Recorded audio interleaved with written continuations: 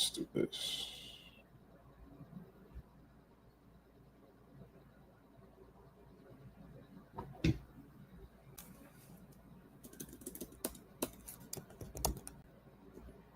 Six 313 930.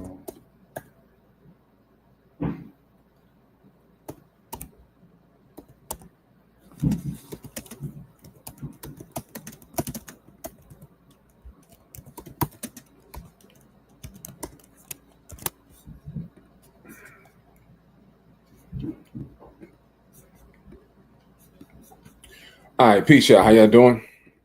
How y'all feeling? Today is Thursday. Hope y'all had a good week as we head into the end of this week.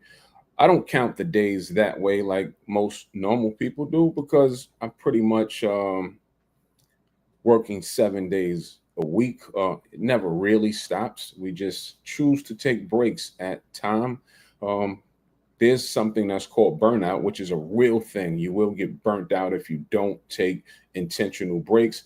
But I'm 7 days a week. But however, if you're on a different type of time and a different type of calendar, I hope you've had a good week up to this point. And let's just be transparent. If you're waiting for the weekend, right, and you're in a uncomfortable position on your prospective job, take the time on the weekend not to relax. Use that time to put it towards something that may work towards either increasing your finances or moving you away from the place that you say you don't want to be. That's just my advice on that. We're not going to spend a whole lot of time there, but don't wait for the weekend to do nothing. Do something with that time is pretty much what I'm saying. So today I want to talk about what to do when your land isn't selling. What should you do? Do you panic at that point? Do you take it off the market at that point? What's your strategy when your land isn't selling? Let's start with that. And before I dive into that message, I'm just looking in the chat room. I see someone say, I'm looking for you. So if you're looking for the Acre Boys, it's pinned to this on Instagram. It's pinned to the page. Text 313-930-8483 to begin land investing. Somebody from my team will respond, and they'll have a conversation with you and see if we can help you out that way. But before I get into that message, we are about 40 minutes away. Tonight, we have, if you're unaware, we run a program called Acre Boys Farming. And we have a Q&A, a live Q&A tonight at 7 p.m. If you ever considered farming, whether you live in a suburban area, a city area, a rural area, wherever you live at, and you have any desire to do any farming, any gardening, anything like that, you should probably be on this call. We teach people the ropes, my principal farmer, not me per se. It is our program in conjunction, but we do have a real farmer that heads that program that lives on a 31-acre farm, that he's been doing this for the past 15 years with a ton of experience. We're having a complimentary Q&A in about 40 minutes. Complimentary means there's no charge. So in about 40 minutes, we'll have that Q&A for people that have questions about that. And we'll break down everything that's involved inside of that program. That's why I love what we do, because we want to offer something that's tangible. We want to show you, the Acre Boys want to show you how to go about getting land. And then we want to give you some alternative avenues of what to do with that land. Clearly, we know we can sell the land, but everybody, that might not be your strategy. Some of you may want to hold on to the land, and farming is definitely something that you can do with the land that you hold on to. And we also teach how to farm for profit, right? How we can be a profitable farmer, right? And I know the word farmer sounds like old school and like back in the day, but that is the right term that we have to use, because there's certain perks that come along with that word farmer. All right. That's just what it is. All right. So if you're interested in that call, just comment the word teach me if you're on Instagram or Facebook.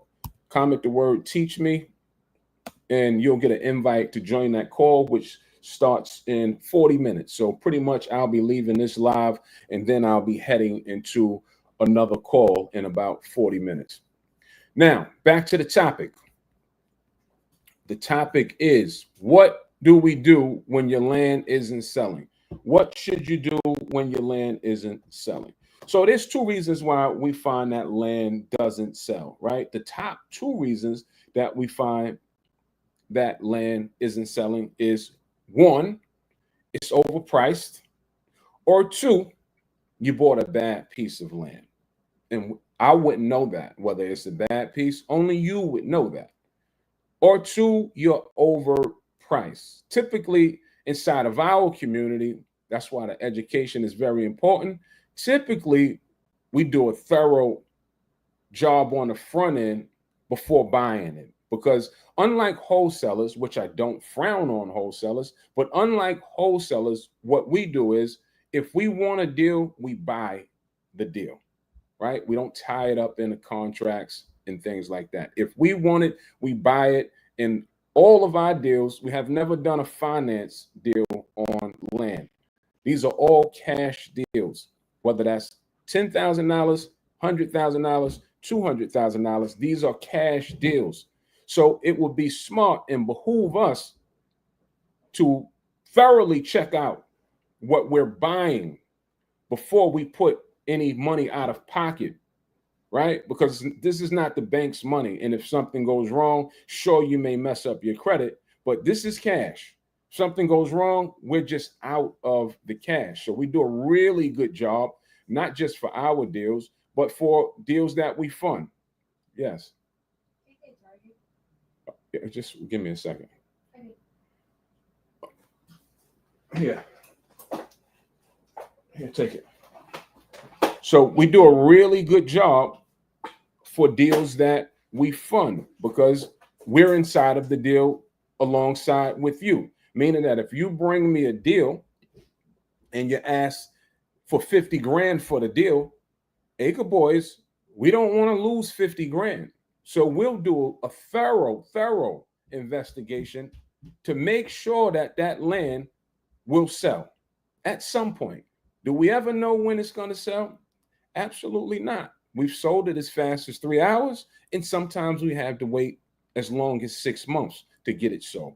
It's the market. It's unpredictable. It's like the housing market. When you put a house on the market for sale, do you know when it's going to sell? No. But do you get concerned whether it will sell? No. You know it's going to sell, especially if it's a decent house. It always sells. The land industry follows the housing market.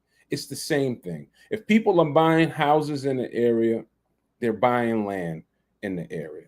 If houses are not moving in the area, usually land may have some type of slowdown as well. All right. Hope that makes sense. Now, as far as it being overpriced, how do you attract buyers? We attract buyers with price. So if it's overpriced, that's why we always come out the gate when we first listed on the market. We'll come out the gate as high as we want to go, right? Typically, we'll look in the area and see what other prices are listed at. These are called comparables, and we don't want to do what the market is not doing, meaning that if the market is selling for $50,000 for the same comparable acreage that you have, you wouldn't come in and sell yours for 20, and you certainly wouldn't come in and sell yours for 150. That's not what the market is doing. So we'll come in and do what the market is doing. That's why we check comps, right? And we check comps so we'll know when we're going after these deals how we're pricing, what our offers are on them. Hope this is making sense. So to attract buyers, if we're not getting bites on it, we'll start high, because we never know. We want to make max dollars on our deals. So we'll start high. And the beauty of money and dollars and prices is it's easier to drop than go back up higher. It's easier to drop prices than go higher. Because once people have in their head a price and then they see the price jump, some people, it makes them like leery of things. So it's easier to drop price. So we start high and then we'll test the waters and then we'll be aggressive at dropping till we find the sweet spot. Right? This is why we talk about margins and buying the land with so many margins within the deal. Right? We need to have a nice size spread on our deals. That's why we go after it for 30% on the dollar, 35% on the dollar, 40% on the dollar. So if we have to make any adjustments, we can make adjustments on the sell side. The hotter the market, the higher percentage price point we'll have to go. Hope you're following that. The hotter the market, the higher the percentage we'll have to offer for the land. The hotter the market, the higher the chance and the faster the chances increase on selling it. Unbeknownst to most of us, though, when we hear the word rural vacant land, we think that's not in hot market. That's not true. You have to know how to look up hot rural markets as well, because there are hot rural markets as well. Outside of what you think is only the city areas, that's hot areas. There are hot rural areas where some of this vacant land is moving extremely fast as well. There's a market for everything. There's a whole market for off-grid. That community has its own separate market. So there's a market for everything. You just have to know how to scope out that market so you'll know where to go to place your offers. So those are the top two things that we find why land isn't selling. Third, minor things that we can do to make adjustments if our land isn't selling. We can raise the visibility of where we have it listed at. Most people think when they go into a situation where they're getting it listed, I'll post it on Facebook Marketplace. If they're posting it for sale by owner, I'll post it on Facebook Marketplace or I'll post it on Zillow and I'll walk away. When the buyer comes, they'll contact me. That's called being a poor for sale by owner. I wouldn't call you an agent because you're not an agent acting as, in that point, you're an investor. That's poor marketing at that point. That's the same thing as a realtor taking it and putting it on the multiple listing service and walking away from it. I'll tell you what good realtors do, or the top land brokers, what they do. They advertise. First of all, when we talk about the advertisement, you need to have a good write-up. That's another adjustment you can make if your land isn't selling. I've seen some really poor write-ups. A poor write-up would look like this. I'm selling 20 acres on such and such street for such and such price. Contact me here. Little details about the property. Very little details.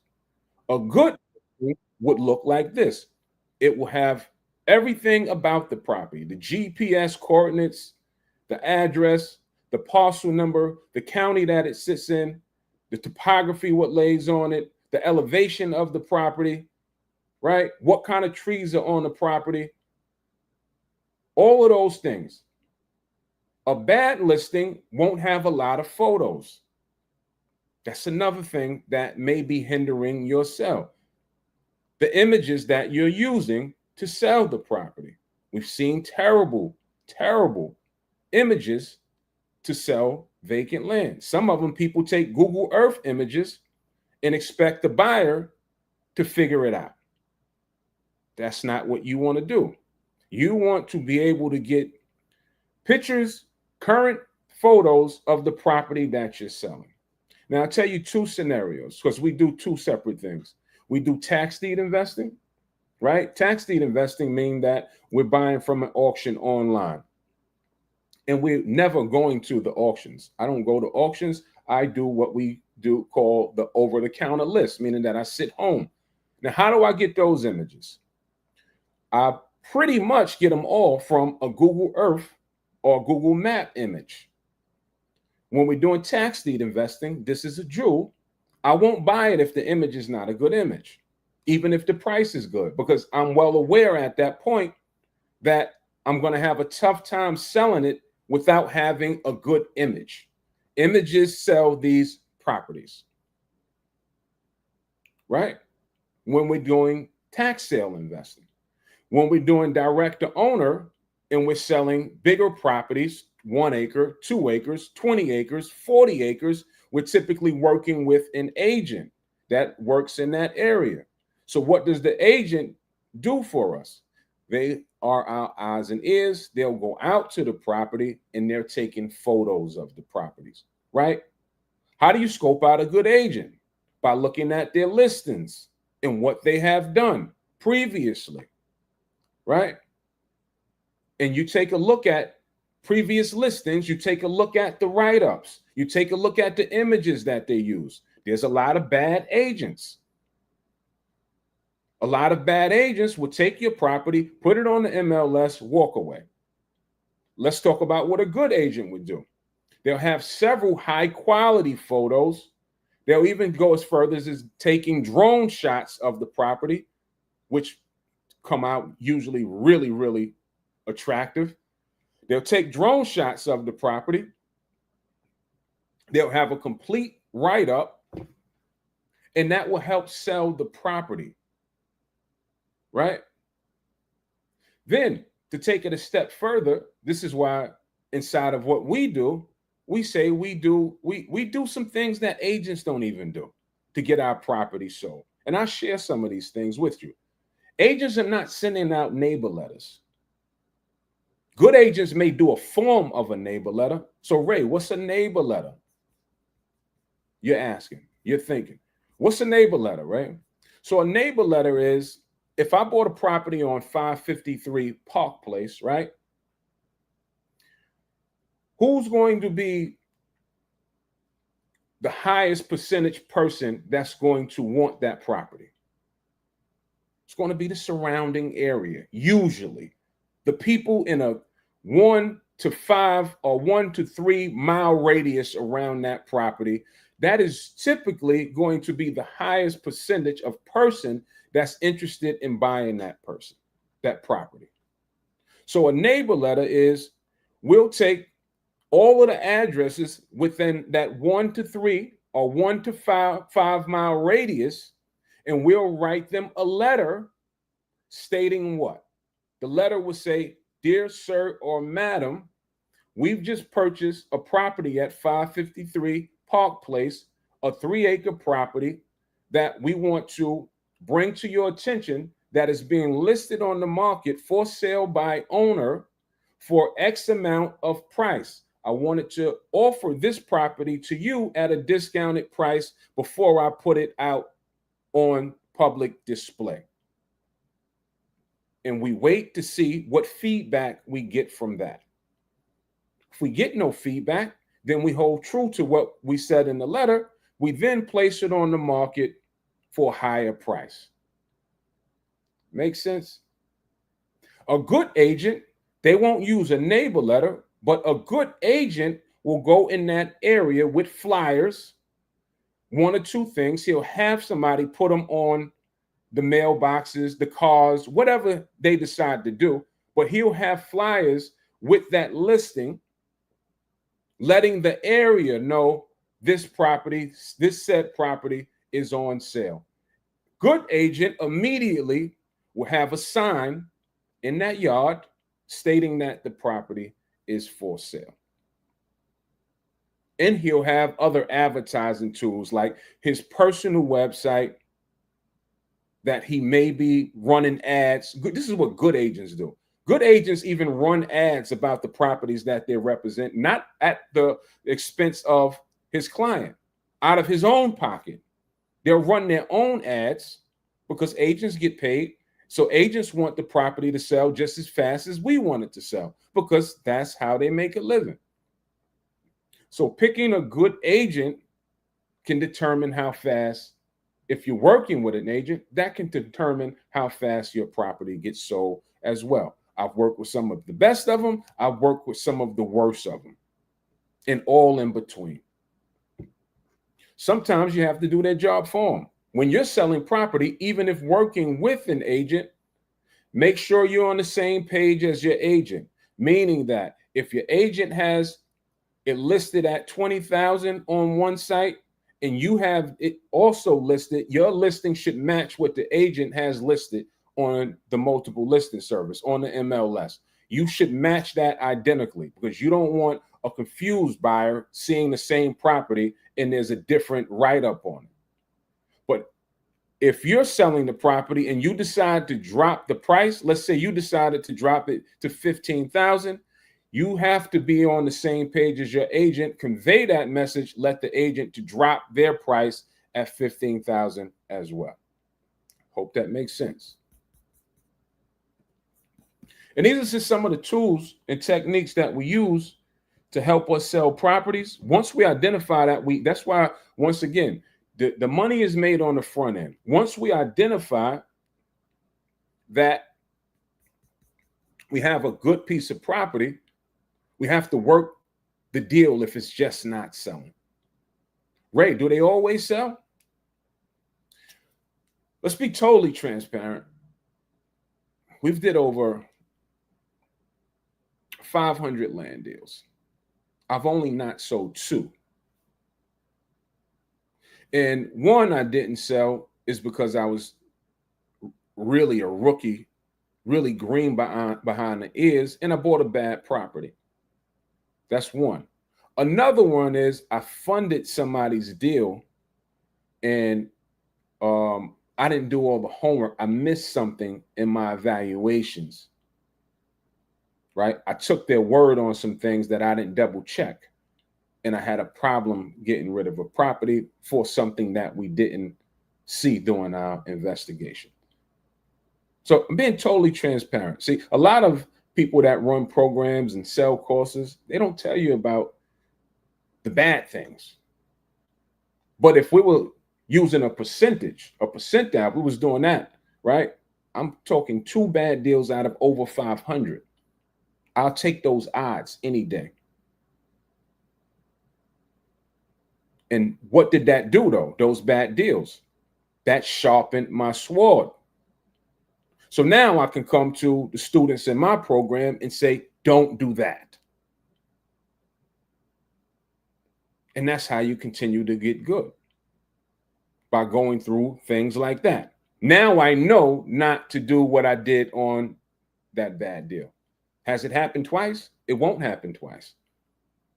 If you fail to learn anything, then you're not being a good student of the game. All right. So those are a couple of the things that I wanted to convey and share with you about if you're having problems selling your land. First, is it a good piece of land? Meaning, does it have everything that a good piece should have? Does it have road frontage? Is it not in wetlands or flood zone? Is it a buildable property? All of those things. Is it not landlocked? If all of those things is present, you have a good piece of property. Typically, it's going to be you have to find a sweet spot for the price, or some markets you just have to wait it out until the market comes back around. Sometimes it's just a slow market. I'm dealing with a slow market right now. I know I got a good piece of property. I got a 19-acre. I know it's a good piece of property. I've had the realtor go out and check it out. I know it's a good piece of property. And trust me, I wanted to sell really bad because I got it for a really good number. We paid $52,000 for the property. We came out the gate, we listed it for $158,000. So that's over $100,000 on the deal. So I'm eager. I want it to sell, but it's been a little slow. It's been a little slow. In fact, before I got on this live, I had a phone call with my realtor, and I suggested to him, how about we drop the price? This is why I like working with good realtors, because he then said to me, hold on, Ray, let's not drop the price. Although we don't have a lot of buyers inquiring about the property, I do have one really interested party that just wants to do some more due diligence on the property. Let me give him a phone call. Good realtors make follow-up calls. Bad realtors don't make follow-up calls. They entertain what's in front of them, and then they walk away. Good realtors follow up and keep a list of the people that have contacted them about the property, and they make follow-up calls. So he contacted the guy, and he said, yes, I'm still interested. I'm a contractor, so excuse me for the lack of response. I've just been busy. See, in this business, we became smart enough and dealt with enough people to know that keep pushing until you hear the word no, because you never know why somebody is not responding.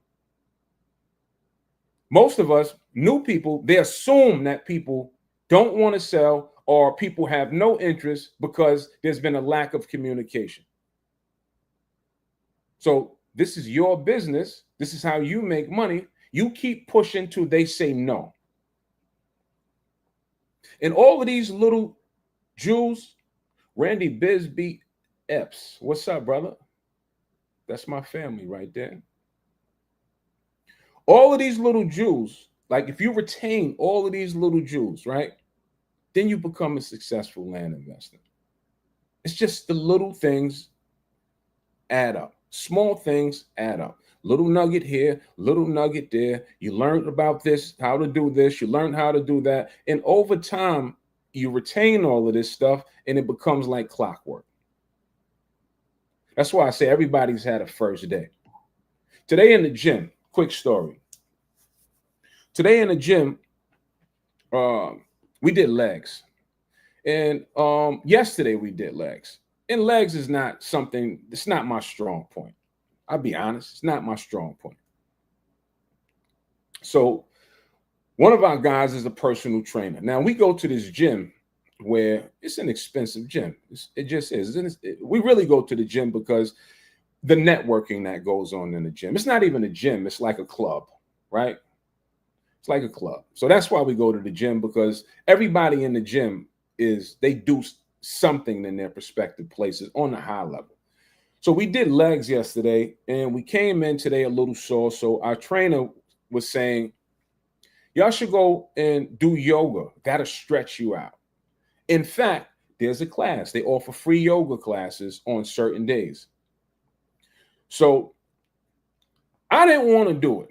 I've been telling myself for 5 years, I'm going to do yoga.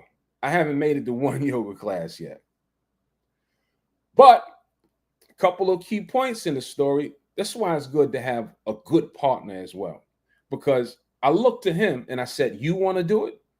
And he was on the fence too. But when it's two people making decisions, sometimes it's hard to say no because you don't want to seem like you're making excuses. And he didn't want to seem like he was making excuses for me. So we said, all right, let's do it. Now, I'll tell you what we messed up at. We messed up because we started our first ever yoga class. Well, it wasn't his first ever. It was my first ever.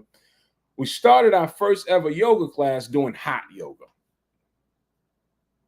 And in hindsight, I shouldn't have started with hot yoga. I should have just started out with regular yoga. But the instructor, this is the importance of mentorship. The instructor made me feel super comfortable, checked on me as we were going through the routines and, the different stretches and things like that. She was very encouraging. She had a microphone stating you can do it, stating things like yoga is more mental than physical, right? So she got us through everything. And I felt good after I done it. And that's the point that I'm making, that we all have had a first day. So can you do land? Absolutely. Don't expect to be perfect coming out the gate. Come into it with the mindset of, I know I don't know, but I'm willing to learn. If you have the mindset of, I'm reachable, I'm teachable, I'm willing to stick with it and see it all the way through, I don't know why it wouldn't work. It has worked for the millions other people that came before us, because this has only been going on since the beginning of time when it comes to real estate. It's the first transaction in the history of the under the umbrella of real estate is a piece of land. So if it worked for all of these other wealthy people from years and years ago, it could work for you. All right. So I'm gonna close out because I do got another call in 10 minutes. And I do just want to just sit back for 10 minutes before I jump on this other call. Once again, if you're interested in anything that I've said, you can text. What's my text number? You can text 313-930-8483. If anything that may have persuaded you to say, hey, I want to join the Acre Boys team. Let's have a conversation to see if we're a good fit for you and you're a good fit for us, and get you enrolled, because we are building a team of land investors that's going to be an unstoppable force. And some of the things that we have coming down in the pipeline, I want you to be a part of it, right? We started off as just one program. Now we're into our second program, which is Acre Boys Farming. And I'll pause there for a second. That call that I have in 10 minutes, that's for my Acre Boys Farming program. That's for anybody that's interested in joining that team. What you probably should do is be interested in joining both teams, right? So you'll get the land, then know what to do with the land. Just my opinion. Don't let me persuade you with my opinion. But if it were me, I would at least give it a look. I would at least give an eye to it and say, hey, what are they talking about with this program? It's a complimentary call. What does complimentary mean? That is free. You can afford complimentary. All right. If you want to join that farming pro call tonight in 12 minutes, I'll drop the link for, let me grab the link for YouTube. If you're on Facebook or Instagram, comment the word teach me. Comment the word teach me if you're on Facebook or Instagram. I'll grab the link for YouTube and I'll drop it now in the comment section, and you can join up that way for the farming call. And y'all been a good crowd tonight. Here's the link coming. If you're on YouTube, there's the link. Click onto that link and I'll see you over there in about 10 minutes, and it'll be good. It's going to be really good. I get a chance to just play my part. I get a chance to just do the introduction. Then I sit back and I watch him speak. I watch him go. The brother is dynamic. He has a ton of experience, has years under his belt. We didn't go and just find a fly by night. We went and found the real deal. We call him the principal farmer. Why do we call him that? Because he's a principal in real life, and he heads one of the only urban agriculture schools from grades K through 8 in Atlanta, Georgia, right? With 800 students under his wing. The brother is dynamic. That's all I can say. If you want to be around excellence in people that's doing things on a high level, I suggest that you join the complimentary call. All right. I'll see y'all in 10 minutes. Peace. Love.